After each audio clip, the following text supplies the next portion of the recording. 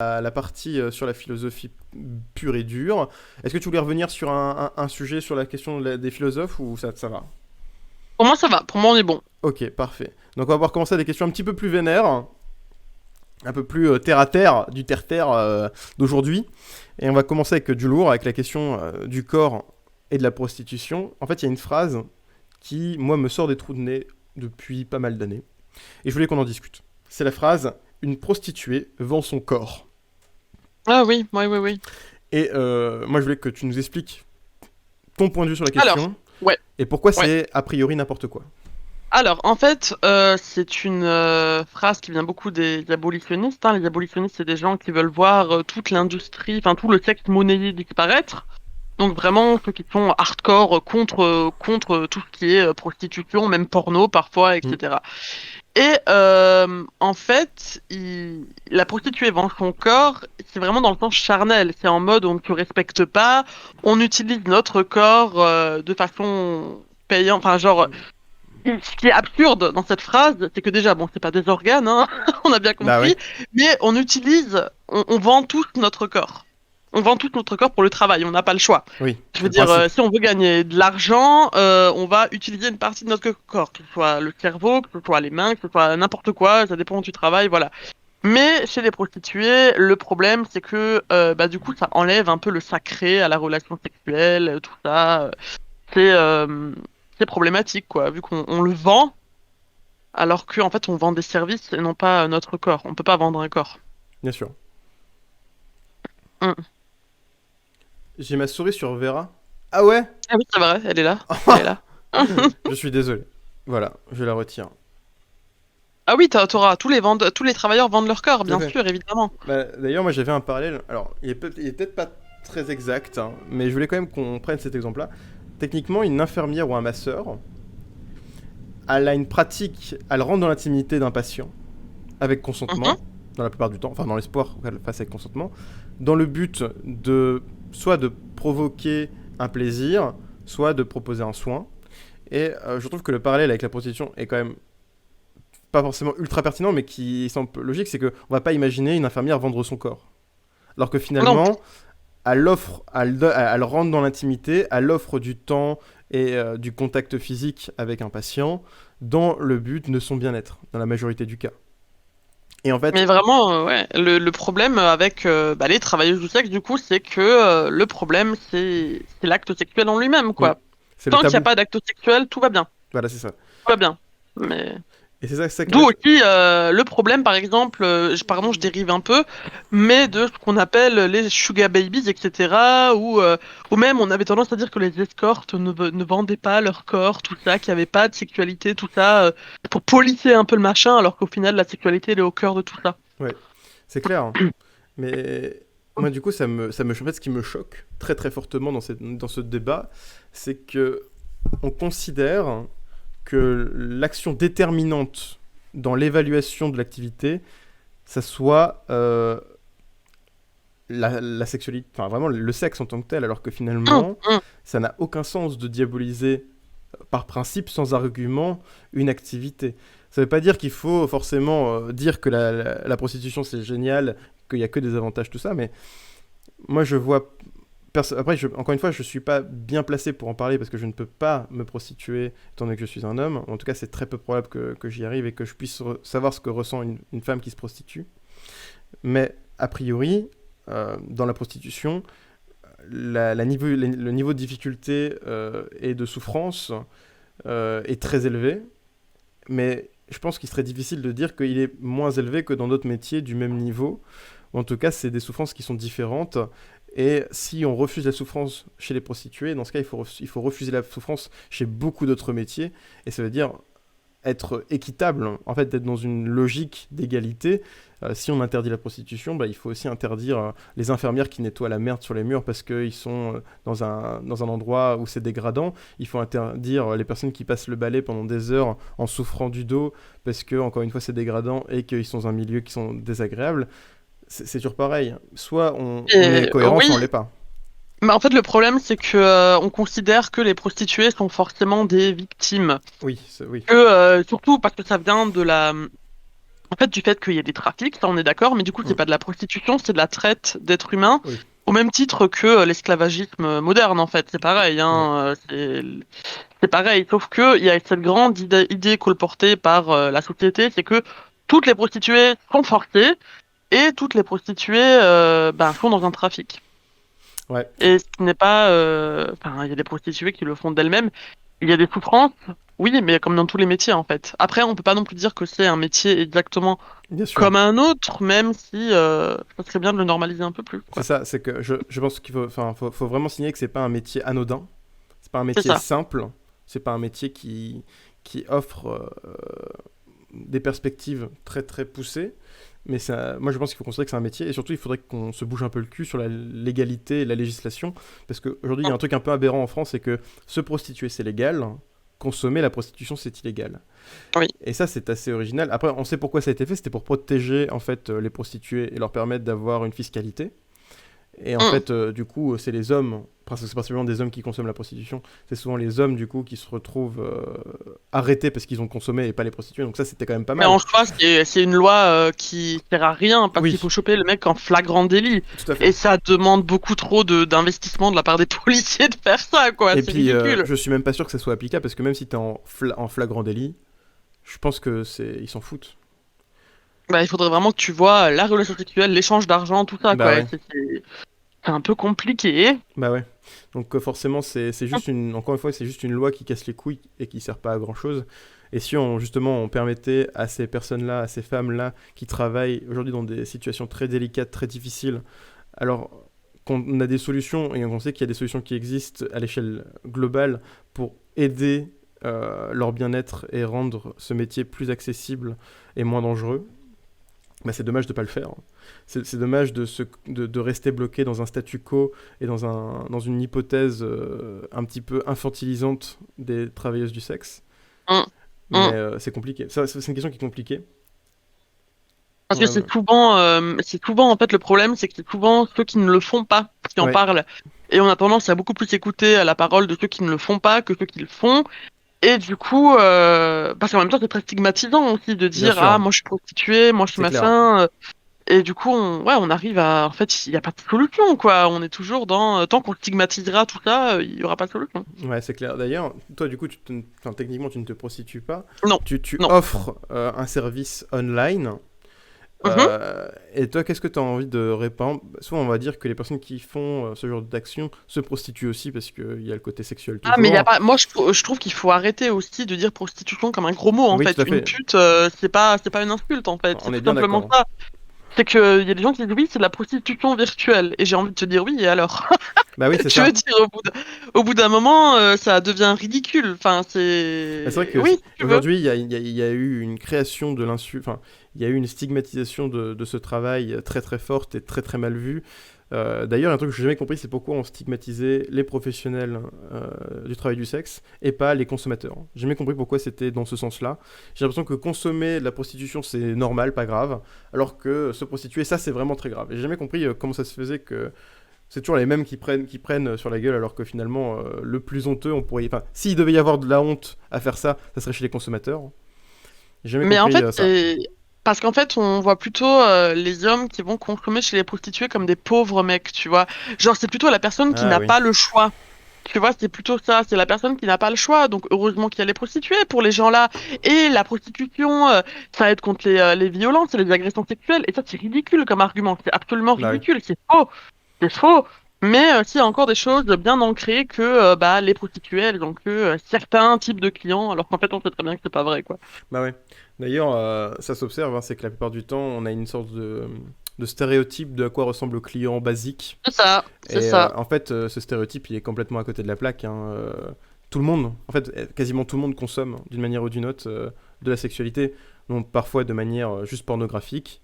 Et parfois, enfin, on s'en rend pas compte, mais nos parents, hein, finalement, consomment. Il y a beaucoup de darons hein, qui trompent leurs Oui, femmes avec des prostituées. C'est très bien commun. sûr, C'est bien très très sûr. commun. Et Parce dans que leur c'est tête, moins c'est risqué. bah ouais. Et puis dans leur tête, c'est moins grave hein, parce que c'est en mode ah ouais, mais alors c'est horrible ce que je veux dire, mais je pense qu'il y a pas mal d'hommes qui se disent ouais, mais c'est pas vraiment trompé parce que j'ai payé. En même temps, c'est plus respectueux que l'inverse. Oui, soit, c'est vrai, carrément, bien Parce sûr. que il met une. Pour le coup, c'est même pas une relation. Pour moi, une relation sexuelle avec quelqu'un d'autre est moins grave qu'une relation d'amour avec quelqu'un d'autre. Oui, Quand on y c'est pense très... vraiment, tu vois, Oui, c'est différent, émotionnellement, ouais. c'est très différent. C'est Oui, très c'est différent. clair. On est bien d'accord. C'est vraiment pas les mêmes implications que C'est ça met ça, c'est en ça. exagèse. On est d'accord. Mais du coup, c'est un peu marrant qu'aujourd'hui, on en soit arrivé à régresser sur... Enfin, j'ai l'impression on avance un petit peu, mais on a beaucoup régressé par rapport à d'autres époques. Parce Hum. qu'avant, la prostitution était légale. On avait des zones qui étaient... Enfin, des endroits qui étaient spécifiquement construits et créés pour les travailleuses du sexe. On avait... Du coup, comment ça s'appelle? C'est des bordels. Je sais pas si c'est le vrai terme bordel, mais... Mais par exemple, il y avait les bordels où les prostituées pouvaient justement être protégées avec un cadre législatif spécifique, avec des infirmiers et des médecins qui pouvaient être là pour les aider. C'est pour Des juste maisons closes. toi. Mais en fait, certains tremblements de terre rendent les gens incapables. Mais ça, on est bien d'accord, on est bien d'accord. Mais si tu veux, ce qui est beaucoup dit, c'est que heureusement qu'il y a les putes, ça limite les agressions sexuelles. En gros, que les gens là vont forcément venir, genre que nous, on est un peu des punching balls, tu vois. Et ça, c'est faux. Ça limite pas les agressions sexuelles, les putes. Ouais. Ouais, je pense aussi que, en tout cas, de toute façon, je pense pas qu'il y ait d'études sur la question, donc c'est difficile d'avoir un avis objectif sur cette question-là.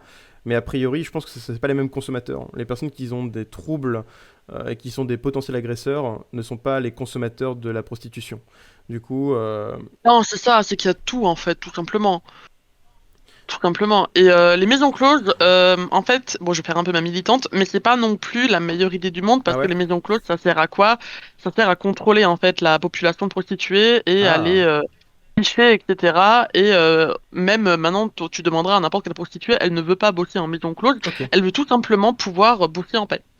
D'accord, je vois. Ok, je savais pas. Je pensais qu'il y avait que c'était une solution qui était pas J'y ai- mal. je pensais aussi au début, et avec du recul et avec discussion, en fait, on s'est rendu compte que c'était pas la meilleure solution. Et du coup, ce serait quoi l'idéal aujourd'hui pour la prostitution pour permettre Ça, une c'est protection tout simplement qu'il n'y ait plus de, par exemple, une prostituée qui loue un appartement, le propriétaire peut être accusé de proxénétisme, tu vois, parce qu'il accepte. Enfin, il y a plein de choses comme ça. hmm. C'est vraiment le problème, c'est, le- en fait, elles veulent juste travailler en paix.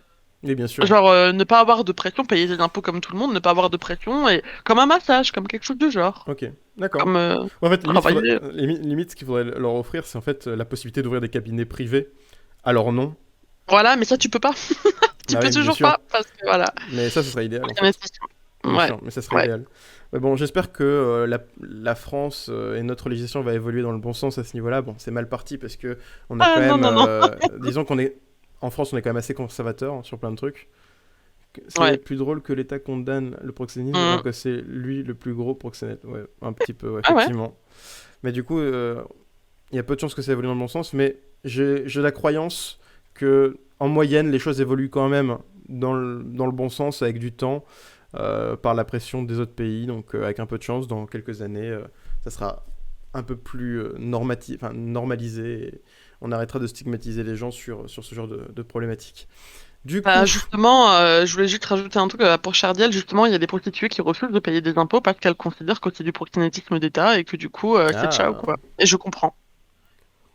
hmm. Ouais, c'est clair. C'est vrai que c'est pas bête, j'y ai pas pensé. Du coup, pour commencer, une autre question qui est un peu touchy. Alors, si vous êtes sensible dans le chat aux questions qui touchent aux paraphilies, c'est-à-dire les sexualités alternatives et illégales, et que vous vous sentez pas bien par rapport à ça, je vous invite à quitter le chat ou à quitter le live pour le moment, parce qu'on va en discuter, on va essayer de questionner qu'est-ce que c'est, pourquoi c'est mal vu, qu'est-ce qu'il faut faire avec les personnes qui sont atteintes de ces troubles. On va essayer de questionner tout ça. Voilà, donc je vous laisse quelques secondes. Mais du coup, pour introduire, on va questionner la morale autour de la sexualité, des fantasmes et de la paraphilie. Donc pour vous donner une définition de paraphilie, c'est l'ensemble non exhaustif de toutes les sexualités alternatives non vanille. Non vanille. C'est une façon un peu simple de tout encadrer. Ça veut dire que ça peut aller du fétichisme des pieds à la pédophilie et à d'autres visions, enfin d'autres fantasmes et d'autres volontés sexuelles. Donc c'est très très large, la paraphilie. C'est pas un gros mot, c'est pas un mot qui est très commun, mais voilà, grosso merdo. Donc toi qui du coup propose des shows et tout ça, j'imagine que tu as été à de nombreuses reprises. euh, Oui, ça comprend les dérives type Oui, oui, pédophilie et ça comprend zoophilie, tout. bien sûr. J'imagine que toi, en tant que TDS, du coup, on t'a déjà mis un petit peu l'information dans la gueule, hein, sur sans doute des demandes privées ou des demandes spécifiques. Est-ce que tu as un Mhm. avis sur la question? Est-ce que ça t'arrive régulièrement que des personnes te Alors, demandent des trucs? alors, le truc, c'est qu'il faut bien faire la différence entre ce qui est légal et pas légal. Pour moi, Bien tout sûr, simplement, faut commencer par là. Je vais raconter des anecdotes, hein. s'il te Allons-y. plaît, si tu peux. Alors, par exemple, j'ai un client qui est assez régulier, qui on dirait un peu, enfin, genre il est musclé, il est bronzé, il a des Hmm. tatouages, tu sens que c'est le mec, quoi. Et en fait, il aime bien s'habiller en femme. C'est Ok, quelque chose qui l'excite. Et du coup, il cherchait à travers le virtuel, il est marié et tout, il a un enfant, et par le virtuel, ça lui permet, et c'est très plus commun que ce qu'on pense, hein, le fait de se travestir pour les hommes. Et bah, en fait, il cherchait avec moi une manière de pouvoir faire ce fantasme sans être jugé. Et parce que par exemple, s'il dévoilait ça à sa femme, ça pouvait détruire toute son image, tout ça, carrément, ouais. machin. Et du coup, nous, parfois, on est un peu des exutoires, du coup, parce qu'ils peuvent se permettre des choses qu'ils ne peuvent pas se permettre avec d'autres. Par contre, pour tout ce qui est, par exemple, enfin, moi, j'essaie de vraiment, pour moi, la légalité, c'est le plus important, et parce qu'il y a des choses aussi que je ne supporte pas, même si ça reste du fantasme, la zoophilie. Il y avait un mec la dernière fois, il voulait me parler de son expérience avec un chien. Pour moi, c'était non. Ok, Pour ouais. moi, c'était non. Je pense qu'on a tout aussi nos limites en tant que Bien travailleuse du sûr. sexe, et que on peut pas tout encaisser non plus, quoi. Et que quand je sais qu'il y a des copines à moi, enfin des collègues à moi, qui ont déjà vu que le mec, il était pédophile, qui sont allés aux flics et qui l'ont dénoncé. Parce Ah qu'il bah oui. parlait de ces fantasmes-là. Donc voilà. Ah, je vois très bien. Donc, est-ce que c'est quelque chose qui est commun? Genre, est-ce que tu as beaucoup de clients qui ont des paraphilies et qui te demandent un service qui permet justement d'exulter ce fantasme? J'en ai quand même pas mal lors des shows webcam. C'est vraiment du 50-50, je pense, quand même. Parce que, par exemple, te mettre quelque chose dans l'anus pour les hommes, qui n'est pas forcément Hmm. évident de le faire quand tu es dans un couple très hétérocentré, etc. Avec nous, ils peuvent un peu se lâcher. Oui, Et bien sûr. c'est vraiment quelque chose de commun, en fait. Vraiment, ces tendances bisexuelles et tout ça, machin, ou tout simplement de fait d'aimer stimuler son anus, ou de kicker un god, ou n'importe quoi, c'est des choses qui sont parfois délicates de faire. Et je comprends tout à fait que ça soit délicat de parler de Hmm. ça avec un compagnon de longue date, une compagne de longue date, etc. Donc parfois, ils se tournent un peu vers nous pour... Ouais, c'est assez commun. Ok, Mais d'accord. ça reste des choses assez gentilles, quoi. Je veux dire, les choses de la zoophilie et tout, ça reste très rare, très très rare. Ok. Donc, Donc, d'ailleurs, la plupart du temps, du coup, ça tourne autour de l'anal, finalement, pour les hommes, le plaisir et de la prostatique domination, et ouais, la il y a un peu domination. de l'humiliation, ouais, c'est un peu ce rôle de... Il y en a qui viennent tout simplement pour chercher du plaisir à deux, mais il y en a aussi qui viennent pour, voilà, pour explorer d'autres choses. Ok, Et avec nous, ils peuvent l'explorer en confiance, parce qu'après tout, ils ont payé, et puis moi, je suis dans le non-jugement, donc voilà. je vois. C'est vrai que c'est intéressant quand même de. On s'imagine pas aujourd'hui. Je pense qu'on serait étonné par le nombre de personnes qui ressentent de la paraphilie. Parce Hum. que j'ai pas les stats. Malheureusement, j'ai pas trouvé de données sur la question. Parce que en fait, c'est quelque chose qui est extrêmement tabou. En fait, même les personnes, quand on leur demande, ils préfèrent mentir. Ils vont dire non, ouais, voilà, ils vont Dans la plupart mentir. du temps. Parce que c'est trop honteux pour eux. C'est-à-dire que pour eux, c'est quelque C'est chose ça. Mais qui s'en veulent. Thor a raison. Le problème vient du fait que de l'image de nous-mêmes qu'on nous impose. C'est Ouais. exactement ça. Parce que, alors, pour une raison qui est un peu rigolote, c'est que on choisit pas ses paraphilies. Non. On est victime un petit peu de ces fantasmes qui sont aussi générés par notre environnement social, hein. C'est pas quelque chose de génétique, hein. C'est quelque chose qui est presque, enfin, c'est pas que social non plus, mais c'est majoritairement social. C'est selon notre construction dans notre enfance, dans notre vie, dans notre adolescence. C'est plein de choses qui vont générer des fantasmes et des envies. Et selon ce qui nous est arrivé, on peut avoir effectivement des besoins, des volontés différentes. Par exemple, il y a une paraphilie qui est très très étudiée par contre, c'est celle du fétichisme des pieds. On a beaucoup d'études sur la question, et dernièrement on a appris que ce fétichisme, il existait pour une manière assez marrante, c'est que la zone de la sexualité et la zone de la gestion motrice des pieds, en fait c'était des aires qui se superposaient. Et selon comment ton cerveau se câble avec le temps, il peut y avoir une sorte de synesthésie entre la sexualité et le fantasme des pieds, rendant du coup les pieds comme objets sexuels. Donc c'est une synesthésie. Donc là, c'est pour ça qu'il y a beaucoup d'hommes qui fantasment sur les pieds, c'est parce qu'ils ont justement cette synesthésie qui est très commune. Ok. Donc Je savais pas. il y a d'autres raisons, hein, mais ça c'est parce que c'est une étude, enfin c'est un truc qui a été très étudié parce que on s'est rendu compte que beaucoup de personnes aimaient les pieds, on comprenait pas pourquoi. Là, c'est vrai que Mhm. c'est pas intuitif d'aimer les pieds quoi pour la plupart des gens. Et en fait, on s'est dit bah c'est bizarre, c'est pas normal, il y a un truc qui est caché derrière ça.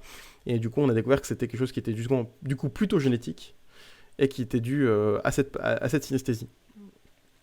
D'accord. Et il faut savoir que du coup que on ne sait pas qu'est-ce qui aujourd'hui dans les paraphilies appartient à la synesthésie ou au génétique et ce qui appartient purement au social. Aujourd'hui, on ne le sait pas.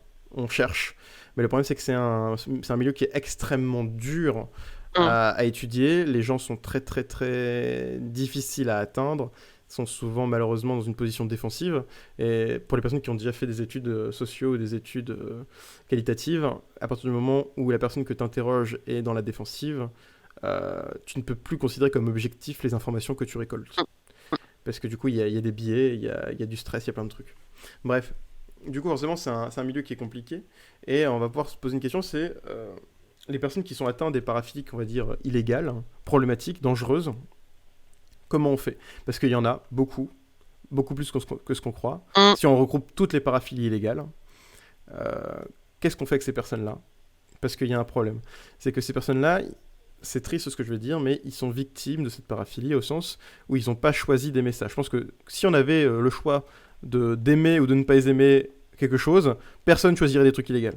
Évidemment. Bah, en fait, c'est vrai que par exemple la pédophilie, bah, c'est une maladie en fait. Pour moi, Oui. c'est clairement une maladie et les gens, il faut les soigner parce qu'il y a énormément de pédophiles qui ne passeront pas à l'acte. Il y a la différence entre pédophilie et pédocriminalité, Mm. enfin pédocriminel quoi. Ouais. Donc, il faut soigner. Bah, il y a un Mais épisode tant de que, Doctor House qui est génial. Alors, il y a plein d'épisodes de Doctor House qui sont problématiques, mais je trouve qu'il y a un épisode qui est pas mal, qui justement parle d'un homme qui est pédophile et qui va à l'hôpital pour dire j'aimerais bien qu'on me castre. oui, Voilà. oui, mais c'est Le, classique, hein. Oui, oui, Mais oui, le oui. problème, c'est qu'en fait, on lui a dit bah non, on peut pas, parce qu'on peut pas retirer un organe qui est valide. Après, t'as la castration chimique, je crois, qui est parfois Ouais, non, bien sûr, nécessaire. mais sauf que le problème, c'est qu'aujourd'hui, enfin, aux États-Unis, c'était pas légal au moment où l'épisode a été fait. Du coup, en fait, Ah oui. c'était redondant, c'était en gros le mec qui essaie de se blesser au testicule pour rendre Hum, hum, invalidant le testicule, sauf qu'ils ont réussi à sauver le testicule, les médecins. Et en fait, à la fin de l'épisode, en fait, le mec a compris que personne n'accepterait de le castrer, et du coup, il s'est suicidé en se jetant sous une voiture. oui, oui, oui. Et je trouvais ça assez pertinent parce que finalement, c'est facile, c'est très facile aujourd'hui de cracher sur les personnes qui ont des paraphilies illégales. C'est très Hum, facile de les stigmatiser, de leur dire ah vous êtes des mauvais humains entre gros guillemets. Par contre, c'est plus difficile de les aider parce que oui, complètement. Parce que il y a un souci, ouais, il y a un problème, c'est que vu que socialement c'est pas accepté, si c'est tu ça, dis je veux aider les personnes qui ont des paraphilies illégales, on va t'associer à des c'est personnes qui ça. défendent le crime, alors que c'est pas du tout ce qui doit être fait. On dit pas que l'action doit être légale, on dit que les personnes qui sont atteintes de paraphilie, il faut leur offrir des cadres et des structures qui peuvent leur permettre d'avoir une vie normale Hum, euh, sans avoir besoin de tomber dans la criminalité et dans le problème. ouais, je suis tout à fait d'accord. En se castrant dans une voiture, en se suicidant, pardon. Il s'est jeté sous une voiture. Mon cerveau a dû faire. Il a eu bugué. Il a bugué le petit. Il a fait poup. Alors, j'avais discuté ça avec la psychologue de la MA où je bossais, et elle m'avait dit que dans la très grande majorité des cas, les pédophiles ont un trouble de la personnalité issu de Oui. l'enfance. Ouais, mais alors là, je suis pas éduqué sur la question, du coup, je vais pas m'aventurer, je veux pas dire de bêtises, mais je suis pas assez éduqué sur la question de la psychologie, malheureusement. Il aurait fallu que. Je sais que PsychoQuack, un youtubeur psychologue, fait de la vulgarisation, il a fait un épisode sur la question. Je vous invite à aller Hum, voir sa vidéo, elle est géniale. Et toutes ces vidéos en général, c'est pour moi actuellement le meilleur vulgarisateur de psychologie, de psychiatrie de France. Donc foncez, c'est trop bien. Du coup, on a un peu répondu quand même à la question des paraphilies. Et pour toi, hum. qu'est-ce qu'il faut faire pour toi, ce serait quoi la solution pour aider ces personnes-là? Alors, lesquels? La version illégale ou la version légale? Alors, c'est triste, mais la légale, on s'en fout un peu. Ben, après, le truc, c'est que, à part bah, les écouter, en fait. déjà, il faut écouter ces gens et ne pas projeter, ne pas dire Mm. c'est pas parce que je vais l'écouter que je vais aimer la même chose, c'est pas parce que je vais l'écouter que ça y est, ça fait de moi voilà quoi. Non.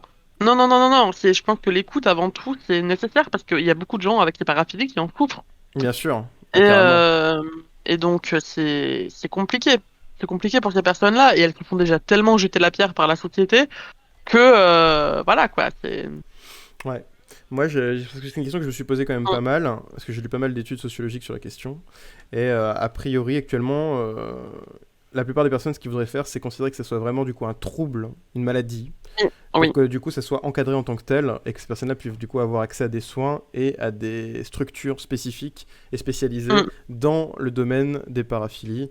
Alors peut-être de manière encore plus spécialisée, c'est-à-dire qu'il y aurait des zones spécialement faites pour les personnes qui seraient atteintes de pédophilie, de mm, nécrophilie ou de zoophilie, selon le trouble.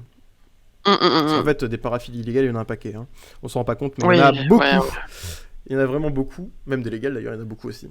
Ah, on peut Oui. quasiment fantasmer sur tout, hein. Ça, c'est une loi qui... Ah, oui, oui, Presque, exactement. presque tout, hein. Et d'ailleurs, plus c'est dégueulasse, plus ça a l'air peu intuitif, plus c'est possible.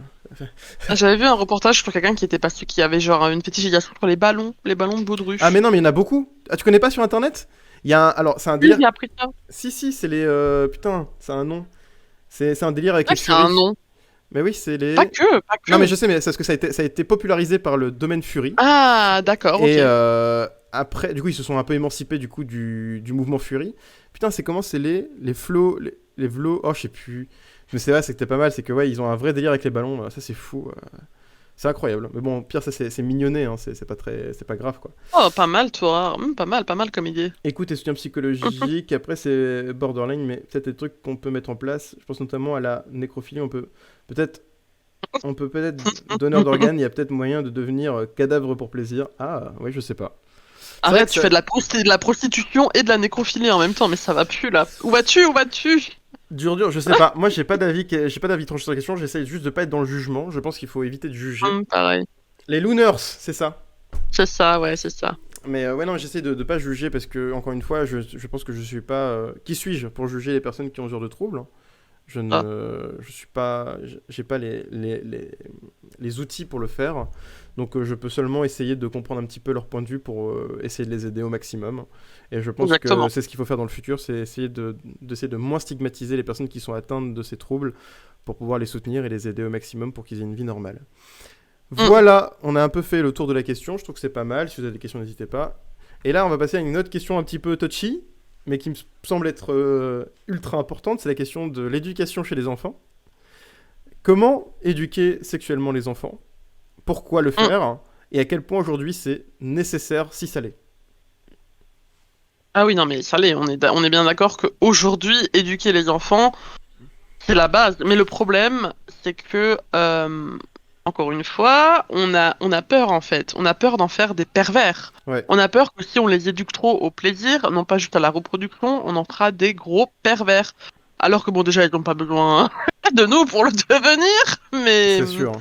le souci, c'est vraiment que on les éduque que à la reproduction. On dit que, regarde, voilà, machin. Le clitoris, ça fait pas tellement longtemps qu'on en parle, je crois. Et encore, c'est juste pour dire, attends, il est là.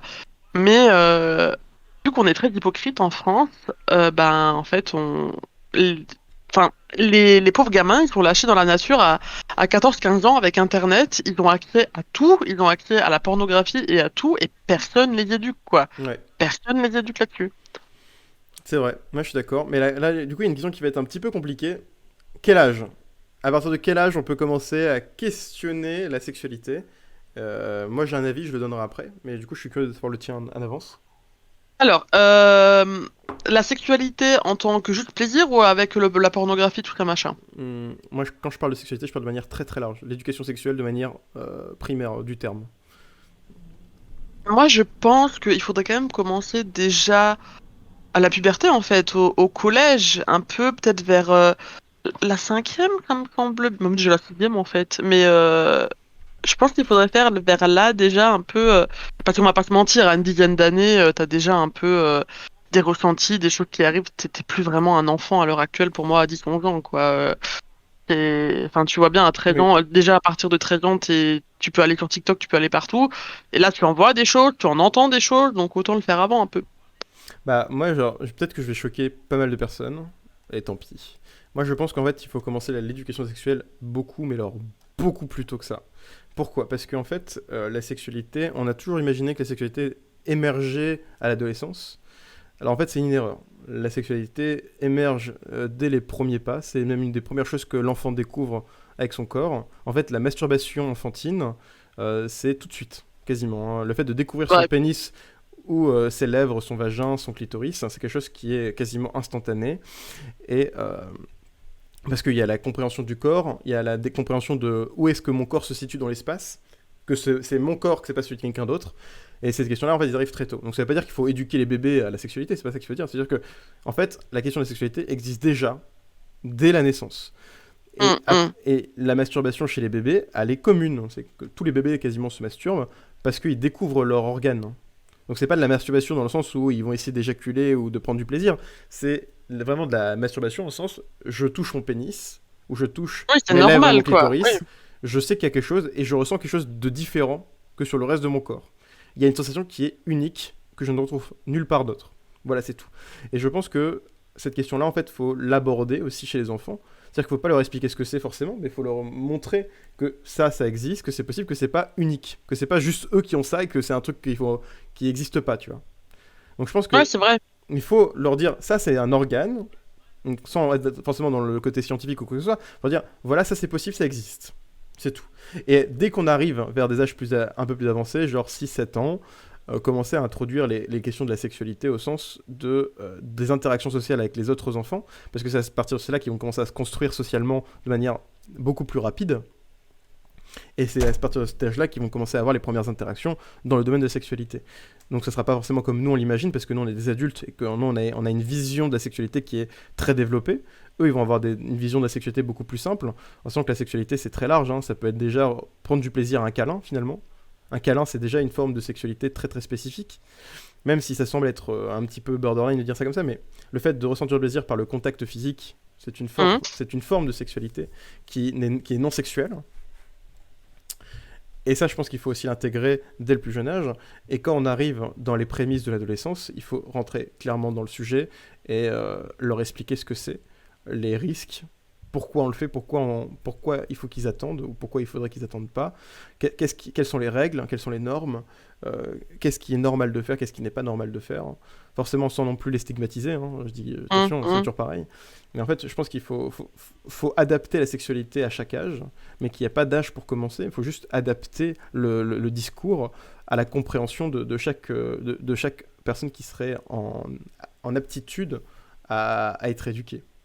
Mais Voilà. c'est vrai que, comme j'ai lu ce que Toar a dit, et moi, quand j'étais aussi très jeune, et c'était avant 10 ans, c'est sûr, c'était aussi vers 8 9 ans, j'avais un coussin en forme de chat, enfin, genre, c'était un coussin plat, il y avait une truffe un peu de chat, et c'est vrai que je me frottais dessus.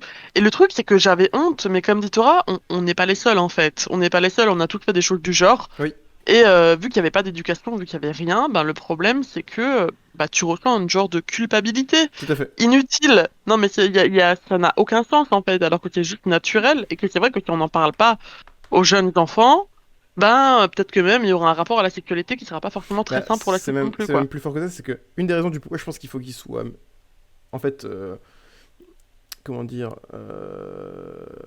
obligatoire peut-être pas, mais enfin, qui doit être très fortement mis en avant à l'école, c'est parce que je pense que les parents ne sont pas éduqués à faire de bons Mm, éducateurs sexuels.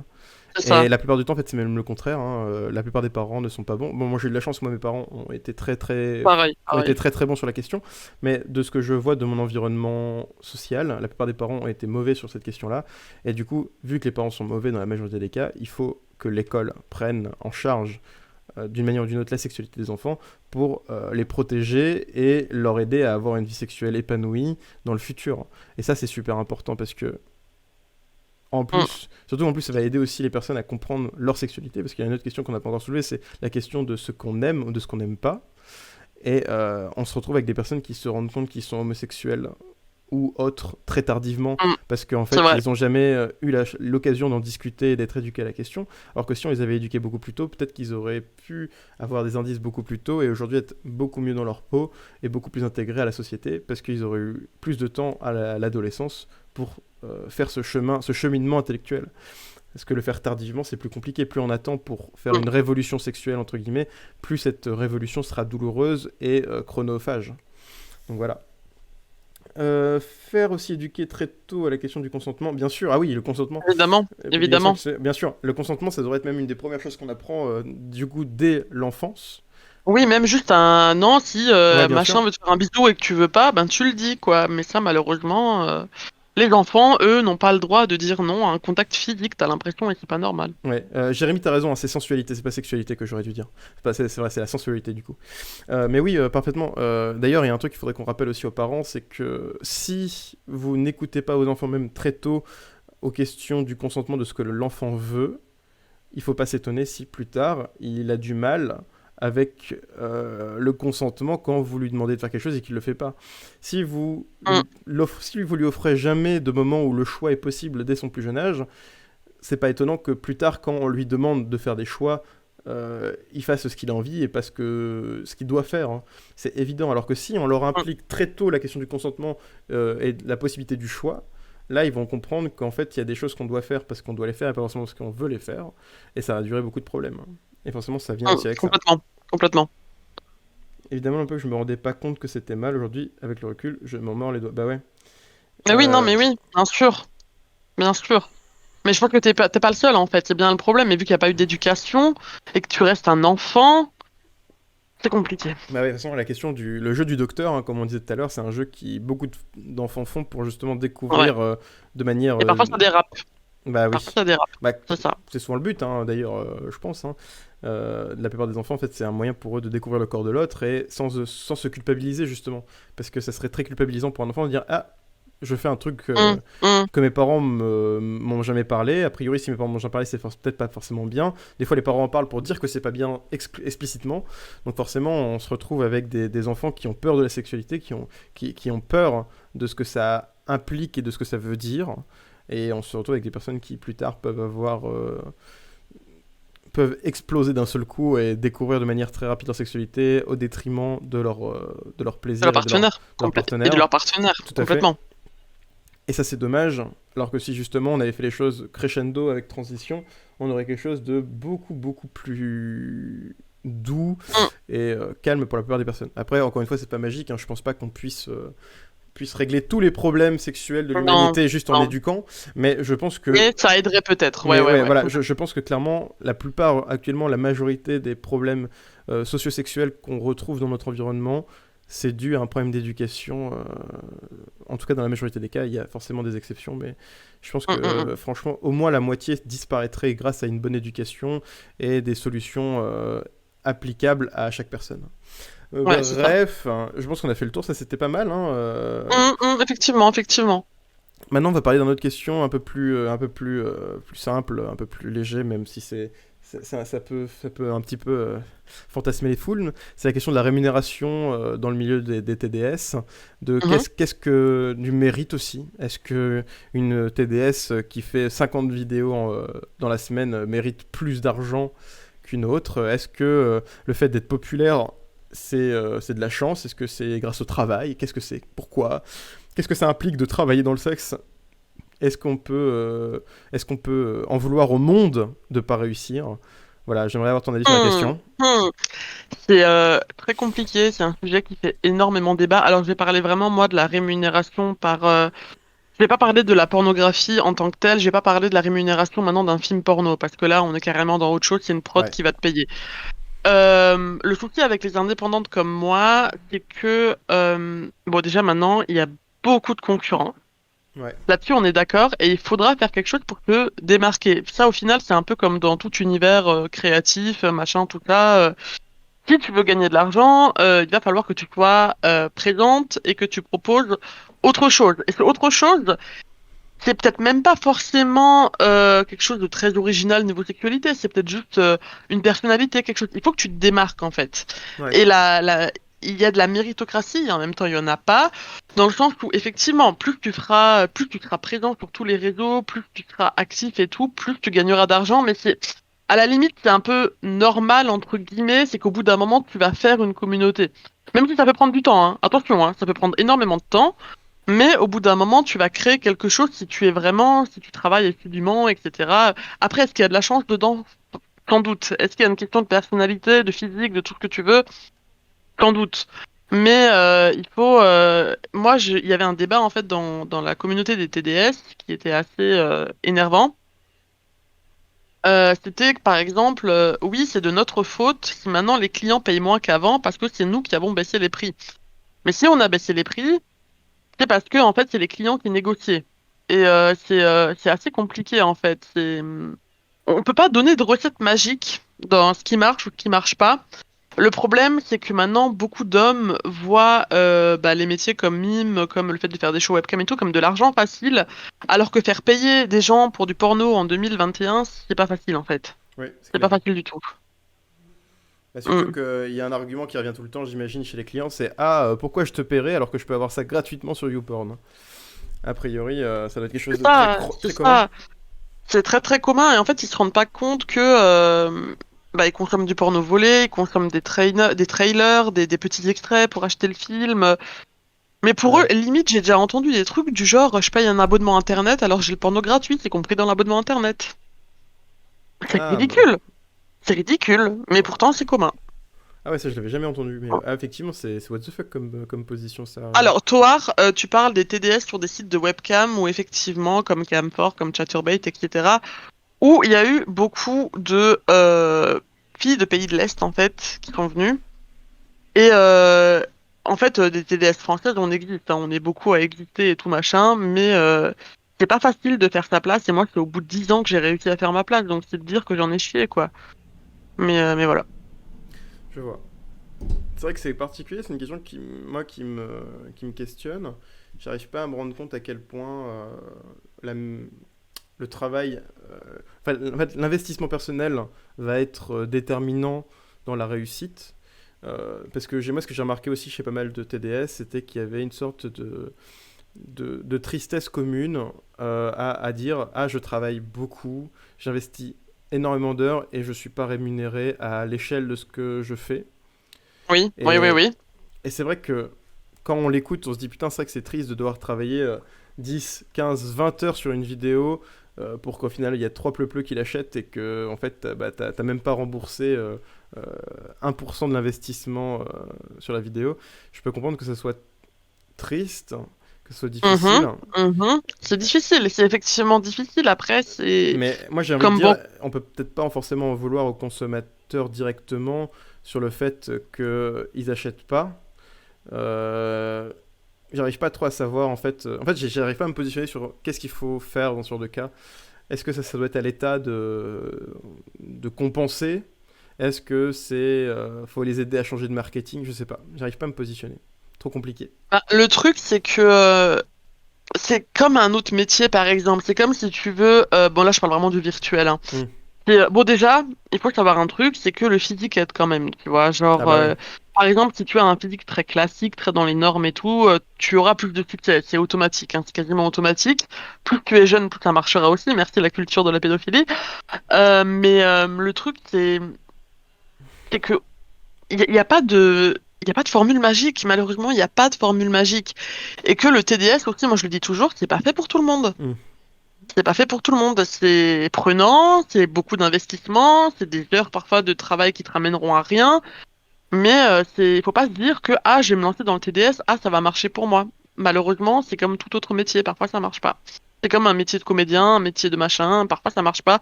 T'auras des hauts et des bas, et malheureusement, c'est comme ça, quoi. Ouais, je vois très bien. C'est assez compliqué finalement D'ailleurs, j'imagine que le fait de commencer, d'essayer de se Mm, développer dans ce milieu-là, c'est quelque chose de très éprouvant avant d'arriver à quelque mm. chose de rentable. J'imagine que ça peut prendre des années, voire des dizaines d'années. Ouais, Et je pense que c'est ça aussi, c'est que il y a beaucoup d'hommes, enfin c'est principalement des hommes qui critiquent les TDS parce qu'ils ont l'impression que c'est des personnes qui sont arrivées de nulle part et qu'ils ont commencé à gagner des oui. sommes astronomiques. Mais en fait, Alors qu'il faut. la plupart du temps, c'est pas vrai. C'est des personnes qui sont là depuis très longtemps, qui n'ont jamais rien gagné et qui d'un seul coup, ils ont eu de la chance. Ou alors, ils ont fait quelque chose qui a vraiment été un buzz et qui leur permet de se développer un peu plus dans leur Mm, activité. mm, mm. Et je trouve ça un petit peu, un peu bâtard de leur part de critiquer ce genre de méthode, alors qu'en fait, finalement, chez la plupart des influenceurs, c'est exactement pareil. Hein, mais bon, encore C'est une ça, fois, c'est ça. il y a des influenceurs qui sont mieux vus que d'autres, quoi.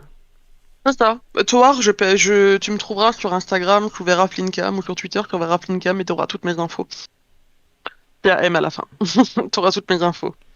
Qu'est-ce que j'allais dire d'autre? Du coup, ouais, bah, du coup, on a pas mal répondu là-dessus à la question du coup de la rémunération.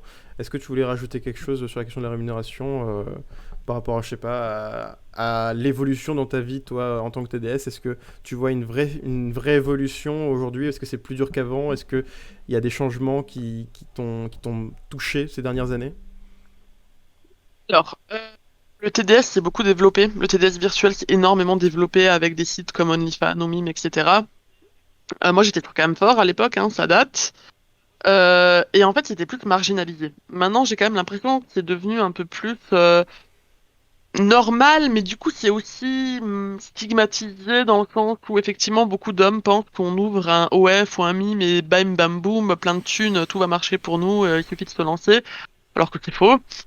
Mais c'est aussi devenu un peu un effet de mode. Le TDS, malheureusement, il y a des jeunes filles qui se lancent là-dedans sans vraiment se rendre compte des enjeux derrière, qui se disent que bah oui, ça va être à force qu'on leur rabâche, c'est normal, que même que certaines collègues leur rabâchent ça en mode vas-y, lance-toi, tu vas gagner énormément d'argent, machin, tout ça. Il y a des filles que ça détruit leur vie parce qu'Internet n'oublie jamais. Il y a toujours des vols de contenu, des choses, des machins. Une fois que tu t'as mis des choses pornographiques de toi sur Internet, c'est foutu, quoi. Mais quand t'as dit, moi, quand j'avais 20 ans, quand j'avais commencé la webcam érotique, j'aurais aimé qu'on me le dise. Mais après, niveau rémunération, je sais pas s'il y a eu une vraie différence. Je sais pas. Je pense que les sites comme OnlyFans et Mime nous permettent de faire un peu plus de contenu passif, et ça, c'est pas plus mal parce que comme ça, on est moins à la disposition du client tout le temps. Ouais, ah, Donc clairement. voilà. Ok, je vois. Et d'ailleurs, est-ce que pour toi, la crise du coronavirus a tapé dans ton activité? Est-ce que ça a changé quelque chose ou pas du tout? C'est une question que beaucoup de journalistes nous avaient demandé aussi, et moi, j'ai pas vu de différence en vrai. J'ai pas vu de différence. Si, il y a peut-être quelques clients qui sont revenus en mode oh, ça faisait longtemps que j'étais pas là, maintenant j'ai du temps, je reviens vite Hmm. fait. Mais oui, mais Toa Clara Morgan, elle a fait 3 ou 4 films. C'était pas une vraie star du porno, si tu veux. C'est pas une vraie star du porno, une qui a fait genre des centaines de films, etc. Donc c'est différent. Ah, d'ailleurs, Mais la crise de Covid, ça a rien changé pour moi. Ok, d'accord. Et j'avais une autre question qui est un peu bizarre, c'est comment toi tu vis les leaks, les personnes qui te volent du contenu justement, qu'est-ce que ça te fait? Comment t'interagis avec ce problème-là? Parce que j'imagine que c'est quelque Alors, chose qui quand existe. j'étais... Oui, oui, bien sûr, ça existe. Sur Camfort, il y avait un bot qui enregistrait tous les shows webcam. Non, what? Si, il y a encore des choses de moi qui datent d'il y a des années maintenant, et c'est très compliqué de les faire enlever. Et bah, malheureusement, ça fait partie de notre quotidien, j'ai envie de te dire. C'est rageant, c'est énervant, mais c'est comme les photos de bite. Au bout d'un moment, on s'y fait. Ouais, je vois ce que tu veux dire. Ça fait partie des risques du métier. Après, c'est rageant, hein, on est d'accord, c'est pas normal. On nous vole du travail, mais malheureusement, Ouais, forcément. c'est- moi j'ai cette position parce que sinon je peux pas être en colère tout le temps non plus. Au bout d'un Bah moment, ouais, c'est c'est pas clair. plus possible. Je vois, je vois. Et du coup, par rapport à TikTok, est-ce que c'est TikTok qui t'a principalement permis d'exploser ces derniers temps, ou est-ce que déjà avant, t'avais une communauté très très développée Alors, j'avais de la chance d'avoir une bonne communauté sur Twitter, etc. Mais si tu veux, TikTok, ça m'a permis de. Bon, j'ai fait le bad buzz parce que j'avais pas de côté, mais j'avais pas encore Mime à l'époque là. Mais je pense que par exemple sur Mime ou sur OnlyFans, si tu n'apparais pas sur d'autres réseaux sociaux, ça va être compliqué en fait Ah de bah c'est sûr. vraiment gagner des gens. Parce que les gens, ils veulent voir quelque chose de inédit, ils veulent en découvrir plus sur toi. Donc logiquement, c'est ça qui va les motiver à payer. Bah d'ailleurs, j'ai vu un truc qui m'avait intéressé il y a pas longtemps, c'est qu'apparemment, aujourd'hui, on cherche plus à voir des corps, on veut voir des personnalités dans le porno. Complètement. On- On ne cherche plus du porno bête et méchant. Hmm, On cherche à se sentir proche. On cherche du porno de tous ouais. les jours. On cherche la copine qui va se déshabiller. Et moi, ça me convient bien. C'est quelque chose qui, il y a 10 ans, n'existait pas trop. Moi, j'étais toujours dans le domaine-là. Moi, j'aime bien explorer ma sexualité et ne pas me mettre la pression en mode, il faut que ce soit méga léché, il faut que ce soit comme ça. C'est la vraie différence d'il y a 10 ans et maintenant, et c'est pas plus mal. Bah ouais. Mais du coup, c'est vrai que c'est un peu original, c'est que je sais pas si c'est bien ou pas. Enfin, moi, je veux pas que je poser la question du c'est bien ou pas, Mais du coup, c'est vrai qu'il y a une question, il y a un peu une sorte de rapprochement entre le client et la travailleuse qui se fait de plus en plus. On a envie d'être, enfin, c'est vraiment ça, on a envie d'être amis en fait. On a envie de devenir Hum, pote avec hum. sa travailleuse du sexe dans ce genre de cas. Et c'est vrai que c'est assez original. Ça, c'est un petit peu émergé depuis quelques années, c'est plutôt récent finalement.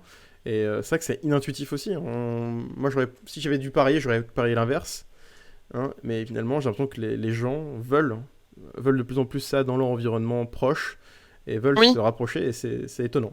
Mais en tout cas, ça a l'air de fonctionner. C'est d'ailleurs pour ça que les réseaux comme Mime deviennent super efficaces. Ça permet de communiquer et de créer des liens sociaux avec des travailleuses. Mais en fait, c'est aussi le fait, ouais, mais c'est pour ça que moi, je suis très active aussi sur TikTok, machin et tout, parce que je pense que plus tu donneras une image positive aussi de toi, de tout, machin, plus ça donnera envie aux gens de s'abonner. Hmm. Maintenant, je trouve que le porno, c'est plus qu'une question de ah, elle est bonne. Non, c'est bien plus que ça, en fait. Oui, bah oui, clairement. Et c'est bien. Et c'est bien. Bah oui, carrément. J'avoue que perso, il y a quelques années, je cherchais davantage des TDS avec de beaux corps. Aujourd'hui, je préfère discuter avec les Oui, ça TDS qui m'étonne me pas. plaisent. Ouais. Ah, Parce je que la trouve communauté cohérent. a grandi. La communauté a grandi. Les gens qui consomment du porno depuis un petit moment ont grandi aussi. Et je pense qu'on est tellement submergé de pornographie mainstream, de pornographie classique, qu'on va chercher autre chose. Ouais. Et c'est normal. Clairement. Du coup, à questionner une autre question, c'est la question du sexisme dans la sexualité. Donc ça, c'est une Hein. énorme question, hein, c'est assez... C'est vénère, hein. Mais moi, j'aimerais bien ton avis sur comment toi, tu vis ta sexualité avec les hommes, enfin, a Hein. priori, parce que il y a beaucoup cette image du dominant-dominé. Et Mhm. je voulais savoir ce que tu en penses. Est-ce que pour toi, c'est quelque chose qui est vrai? Est-ce que pour toi, il y a vraiment un besoin de dominant-dominé? Est-ce que c'est souvent les mêmes qui sont dominants-dominés? Est-ce qu'il y a des choses étonnantes que tu peux nous raconter sur cette question-là? Et comment toi, tu vis ton sexisme? Parce que du coup, tu es victime de Oui, sexisme. Comment toi, oui. tu le vis au quotidien? Quelles sont tes solutions pour t'en sortir? Alors, Voilà. justement, on va prendre une anecdote TikTok, hein, allons-y.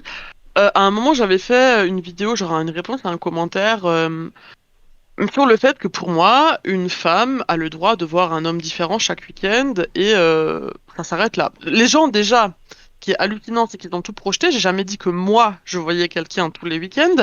J'ai dit que les femmes avaient le droit. Mais Mm. déjà, ça, en fait, une femme qui dit ça, ça veut dire qu'elle-même, elle le fait. Genre, c'est déjà hallucinant, quoi. Mm. Et en fait, le sexisme, parfois, ok, il vient des hommes, mais il vient aussi des femmes. Oui, Je veux dire, bien il sûr. y a énormément de misogynie intériorisée de la part des C'est femmes sociétal, hein, et, tout à fait. c'est affolant en fait. C'est affolant. Quand tu es... Enfin, moi, je suis moi-même, par exemple, sur les réseaux. Ok, j'ai un décolleté, ok, je suis tout ce que tu veux. Mais c'est les femmes, en fait. C'est le problème, c'est beaucoup les femmes. C'est à partir du moment où aussi tu fais le boulot que je fais, ben, tu vas voler leur mari, tu vas machin. Il y a une hypocrisie généralisée, quoi.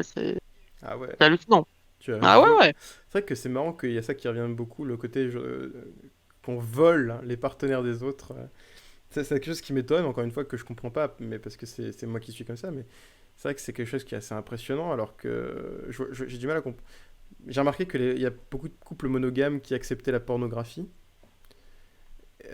mais enfin, pourtant, moi j'ai du mal à comprendre la différence entre un homme qui se masturbe devant de la pornographie et un homme qui a couché avec une femme, juste dans la question sexuelle. Pour moi, c'est le même niveau de tromperie, alors qu'en Non, fait, non, pas du non mais tout, pas du du coup tout. factuellement ça l'est pas, mais dans ma vision à Non. moi, pour moi c'était le même niveau d'aberration. Pour moi c'était pareil, c'était illogique dans les deux cas, et je comprenais pas pourquoi ça pouvait être possible qu'on puisse être à ce point en colère alors qu'il l'était pas pour le porno, parce que moi ça c'est déjà arrivé dans mon environnement social personnel de voir des couples qui se détruisent à cause de la Hum. tromperie, alors que le porno était totalement accepté, et moi je comprenais pas, je me dis mais c'est inintuitif de ouf. Je suis pas d'accord, je suis Ah ouais? pas d'accord, mais genre du tout. Bah du nouvel, alors vas-y raconte. Du tout. Alors moi je suis mariée, hein. Bon, on Hmm. est libertin, tout ça, tout ce que tu veux, machin.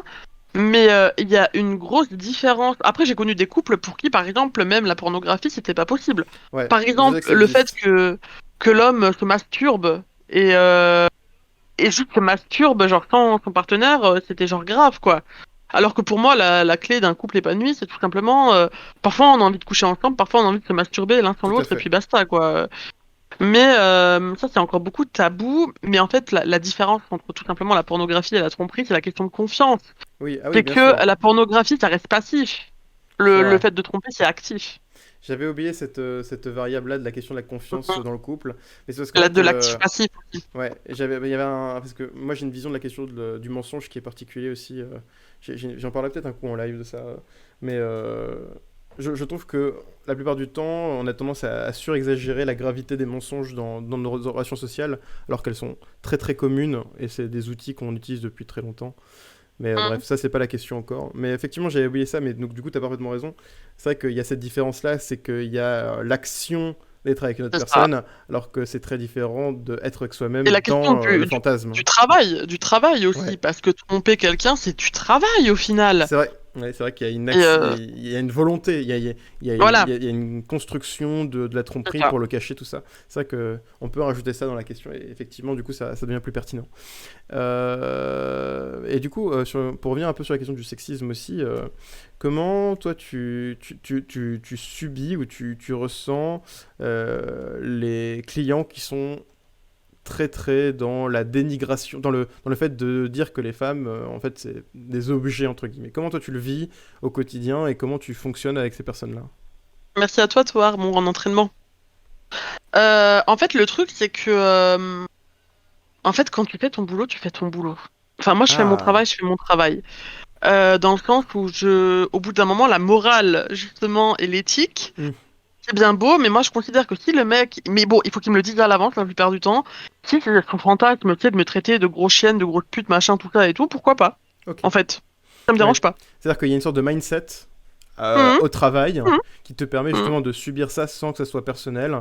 Parce que Je suis pas, c'est... pour moi, je subis pas, en fait. Je Ouais, subis pas parce que ça peut aussi faire partie d'un fantasme. bien sûr. Parce que Après c'est tout, il grâce y au a aussi. consentement en fait. C'est le consentement C'est personnel ça, à l'avance. c'est ça, Ok. c'est ça. Ça semble pertinent, ça Mhm. semble hyper logique finalement. Et oui, effectivement, ces personnes-là, ils existent, hein, donc faut pas forcément les stigmatiser. Mais c'est vrai que c'est une question qui se pose parce que les femmes ont tendance à subir du sexisme de manière commune et assez répétée dans leur environnement, que ce soit dehors, que ce soit dans les réseaux sociaux, que ce soit même à la télévision de manière Bon, indirecte. attention, là, moi, je parle vraiment pour moi. Je sais qu'il y a des collègues à moi qui ne supporteraient pas ce genre de choses. Oui, Moi, ça me dérange pas. ouais, non, mais bien Tout sûr. De toute simplement. façon, ici, c'est ton avis personnel, hein, Voilà, c'est mon avis. Ouais, tu ouais, ouais. n'impliques aucune autre TDS Non, non, dans non, ton là, c'est que débat. moi. C'est que Bien moi. sûr. Là-dessus, il n'y avait pas de souci, je pense qu'on s'en doutait. Mais du coup, c'est vrai que nous, en tant que spectateurs aussi de la pornographie, moi, c'est une question que je me pose, c'est à quel point ça peut être difficile de séparer le travail de la vie privée. Et Mhm. moi, je sais que ça pourrait me sembler difficile, par exemple, de faire ce que tu fais, de réussir à me mettre dans un mindset où je puisse accepter le fantasme de l'autre parce que c'est un travail. Mhm. Alors que, mais en fait, par contre, c'est hyper bien. Genre, c'est vraiment incroyable de ta part. C'est quelque chose qui est très fort. Moi, je sais que ça serait très dur pour moi. Mais encore une fois, moi, je suis pas concerné, donc à mon avis, on s'en fout un peu. Mais je trouve ça très très fort. Et je me demande justement si ça a été facile dès le début, si ça t'est arrivé dès le début, si Non, c'est du non, travail. Hein, c'est c'est du travail. hmm, C'est un travail sur toi et c'est. Non, au début, t'es pas comme ça. Je pense que c'est vraiment un truc qui vient avec le temps et c'est aussi l'exploration parfois de ses propres envies et de ses propres fantasmes aussi qui nous fait. Parfois, moi j'aime bien au final et tant qu'on aime bien, tant que c'est ok, bah c'est ok quoi. Après, on te met toutes des limites, on met toutes les limites qu'on veut. Les miennes sont pas les mêmes que d'autres et puis je pense que ça s'arrête là. ok. Et est-ce que tu as un avis sur la question des hommes TDS aussi? Est-ce que ça existe? Est-ce que tu en connais? Ça existe, ça existe. C'est souvent dans la communauté homosexuelle. J'en connais très peu des hétéros, en tout cas non. Mais après, j'ai pas d'avis. Les hommes TDS ont les mêmes droits que les femmes Bien TDS, sûr. tout simplement. Mais il n'y a pas de, il y a, je suis mal placé pour en parler en fait, parce que Ouais, je c'est saurais vrai. même pas quoi dire vraiment, Mais parce que tout simplement. j'en ai recherché, j'en ai pas trouvé. Donc je sais Il pas y a si... Osmose, donc qui Osmose. est TDS, je t'enverrai le lien, qui est Ouais. militant aussi. Ok, merci. Bah parce que justement j'en ai cherché, j'en ai pas trouvé, parce que moi je me posais la question aussi de comment ça fonctionne, est-ce qu'il y a des différences de mœurs, est-ce qu'il y a des... Les clients sont très différents, est-ce que... Voilà. Je ne pourrais pas le dire, Ok. malheureusement. Bah, je me renseignerai autrement, c'est pas grave, mais merci en tout Ouais. cas quand même de t'être posé la question. On va passer à une question qui pour moi me touche beaucoup, la question de l'ethnocentrisme dans la sexualité. Donc ça c'était un de mes travaux de sociaux que j'avais fait. Et c'était une question qui a été très dure pour moi à répondre parce que je ne savais pas. En fait, c'est un de mes travaux qui est resté sans réponse. Et que du coup, C'est-à-dire, vas-y. en fait, aujourd'hui, ce qu'on appelle l'ethnocentrisme, c'est le fait de vouloir juger les autres civilisations, les autres Hein. groupes sociaux sur la Ouais, base de nos mœurs et de nos morales, de nos lois. La question ouais. qui se pose, est-ce que par exemple, nous en tant que Français, Européens, pays riches, on a le droit de juger et de blâmer la sexualité des autres pays et de leurs actes? Par exemple, il y a des pays où le fait de coucher avec sa famille, c'est normal. Oui, c'est vrai, c'est Il y a vrai. des pays où le fait de manger les personnes décédées, c'est normal. Voilà, Mhm. il y a plein de choses qui existent et dans la sexualité, il y a énormément de choses très étonnantes. Alors, vraiment, il y a des tribus, je crois que c'est des tribus chinoises, où les enfants, enfin les jeunes adultes, les jeunes hommes adultes devaient, entre guillemets, perdre leur virginité avec les matriarques, Mhm, mhm. les femmes en fait qui étaient au pouvoir, parce qu'il y avait une question d'éducation à la sexualité par ça. Donc ça, c'est quelque chose qui serait très très mal vu dans un pays comme le nôtre. Bien sûr, bien sûr. Et la question, c'est quelle, quelle est notre responsabilité face à ce genre de choses qu'on pourrait considérer comme des dérives et quel droit avons-nous sur le jugement de ces actes? Bien. Excuse-moi, mais aucun pour le coup. Pour moi, Bah, je trouve que c'est c'est ma tellement des conclusion. autres cultures et tout. Oui, on peut juger par rapport à nos mœurs, effectivement, mais ça nous rapportera rien. Je veux C'est dire, ça. au bout d'un moment, c'est de la branlette intellectuelle pure et dure, quoi. Mais par C'est exemple, inutile. il y avait des textes qui disaient que on avait un devoir de changer les mœurs des autres pays parce qu'il y avait ce qu'on appelle Ah oui. la théorie des barbares. Entre guillemets, il y aurait Ah oui, d'accord. l'hypothèse de trois niveaux d'évolution sur une société. Donc il y a les barbares, les je sais plus quoi, et la civilisation développée, je sais plus c'est quoi le truc entre les deux, mais grosso merdo, ils considèrent que nous, en tant qu'Européens, on a un devoir d'uniformiser le monde pour leur donner Ouais. la bonne conduite, pour pas que plus tard, ils s'en veuillent à eux-mêmes. Oui, je vois Grosso ce que tu merdo. veux dire. Et par Mm. exemple, imaginons que demain, je sais pas, il y a un pays où la pédophilie c'est légal. Est-ce que Mhm. nous, on a un devoir d'aller changer ça directement, ou est-ce qu'il faut qu'on accepte que nos mœurs soient différentes et c'est tout? C'est très compliqué comme question, hein. Ah C'est bah je vraiment sais, très compliqué. j'ai pas réussi à y Ouais, répondre perso. Moi je sais ouais. pas. Non, mais je ferai pas non plus parce que là, on va carrément dans des. On pourrait débattre des heures là-dessus, quoi. Bah ouais. C'est clairement compliqué, hein. C'est clairement compliqué. Euh, mais ouais, non, on n'a pas non plus à mettre la bonne parole dans des choses qui ne nous concernent pas, même si on a envie de le faire, même si on, ouais, mais non. Parce que du coup, il y a une sorte de continuité au débat, c'est que si on peut pas se le permettre à l'échelle ethnocentrée, est-ce qu'on peut se le faire à l'échelle en fait même française? Est-ce que par exemple, si je vois mes voisins qui ont une culture différente de la mienne faire des choses qui me semblent immorales, est-ce que j'ai un devoir de les dénoncer? Est-ce que j'ai un devoir de C'est pas changer? illégal, non? Bah, le problème c'est que la question de la légalité, encore une fois, elle peut être compliquée parce que si ils ont une culture différente, leur éducation à la loi peut être différente de la nôtre, surtout s'ils sont Non. naturalisés depuis peu de temps. Ouais, mais là, la loi, elle est française, donc Bien malheureusement, quand sûr. t'es sur le sol français, t'as pas le choix que d'obéir à cette loi, quoi. Bah ouais, mais du coup, c'est des questions qui se posent et qui sont difficiles. C'est vrai, c'est vrai. Moi, j'ai pas d'avis tranché sur la question parce qu'encore une fois, je trouvais que j'étais pas assez éduqué sur la question et Ouais, c'est moi, vrai que c'est compliqué. j'ai du mal en fait à me mettre en tant que pourfendeur. J'ai du mal à me mettre en tant que juge. Moi aussi, beaucoup. Moi J'aime pas aussi. du tout cette casquette. Je trouve qu'elle est très très désagréable et très très Pareil. inconfortable. Et actuellement, je sais pas. Cette question reste en suspens. Si vous avez des idées, je suis preneur. Mais pour le moment, moi, je suis quand même assez libertaire, entre guillemets. Je considère que Mm, les ethnies ont un devoir à eux-mêmes et pas aux autres. mm, mm. Et que tant que, entre guillemets, il n'y a pas de risque de Voilà. guerre ou de gros problèmes à l'échelle mondiale, il y a que peu de bénéfices à s'intégrer dans les affaires des autres. Ah, je suis bien d'accord. Bref, est-ce que tu veux qu'on rentre dans la question bonus ou pas? Écoute, ça m'intéresse pas des masses pour tout avouer. Ok, Je pense qu'on a déjà pas mal parlé avant avec un peu oui, tous les délires des autres. Je pense qu'on en a déjà pas mal parlé. c'est vrai. Et C'est pour ça puis voilà. que c'est ce que j'allais dire, c'est qu'on peut, on peut Ouais, clairement la zapper. on a fait le tour. Ouais, ouais, Ouais. on avait fait le tour. Moi, je te propose qu'on arrive dans la dernière partie. La dernière partie, en fait, c'est simple, c'est libre. C'est-à-dire qu'on discute de ce que tu veux. Mhm, Est-ce que tu as des questions, même de philo, de quoi que ce soit, n'hésite pas. Si tu as des choses que tu mhm. voulais aborder pendant le live que t'as pas pu ou que tu voudrais plus. Enfin voilà, c'est discussion libre. Bah, Bref. moi, je trouve qu'on a fait quand même un bon. J'en profiter pour dire qu'on a fait un bon tour quand même de la question de la sexualité et du Mm, travail du sexe. Je pense qu'il y aura toujours des choses qu'on oubliera, bien etc. sûr. Mais non, selon moi, on a fait un bon tour et j'aurais appris des choses, donc merci. Bah, de rien. En tout cas, c'était très Et, agréable de et t'avoir voilà, c'est dans le gentil. live. Mais non, je pense qu'on a fait un bon tour, quoi. Je pense que là, on est bien. Bah écoute, ouais, c'est pas mal. Moi aussi, je suis plutôt content du Ouais, live. Je trouve ouais, qu'on complètement. a. Bon, il n'y a pas eu énormément d'interaction avec le chat, mais c'est normal, on s'y attendait.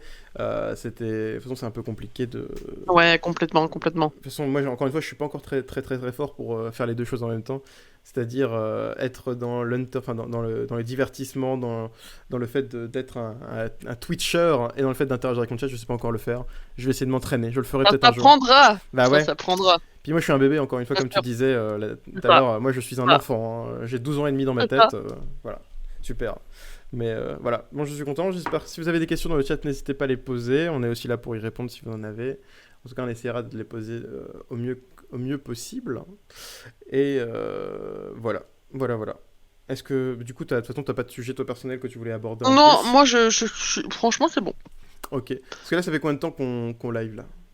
Ça fait 2 heures. Ah ouais, ça fait deux. Bah, on est à pile poil sur le temps que je voulais. Bah, si Bah, tu veux, impeccable. s'il n'y a pas de questions de chat, de toute façon, je ne vois rien qui remonte. Je te propose qu'on puisse mettre fin au live. Ça marche, ça marche. Écoutez, je vous fais des bisous à tous dans le chat. N'hésitez Merci pas à tous. à vous abonner euh, à la chaîne TikTok et Mime de Vera. Vous y trouverez du contenu qui, je l'espère, vous plaira. Vous pouvez aussi me retrouver sur Twitter. Je sais pas c'est quoi. Normalement, il est quelque part dans mon live. Vous pouvez le retrouver si vous avez besoin de vous abonner. Et la prochaine fois, normalement, on se verra avec soit Melkor, qui est un TikToker qui fait pas mal de mèmes et d'humour, soit avec Hermite Moderne de la chaîne Hermite Moderne. Et on parlera, je sais pas encore de quoi, mais on en parlera, ça c'est sûr. Donc je sais pas encore exactement lequel des deux sera là en premier, mais a priori c'est les deux prochains sur la liste. Donc voilà, je vous fais des bisous à tous, bon courage, et à bientôt. Au revoir. Bye bye. And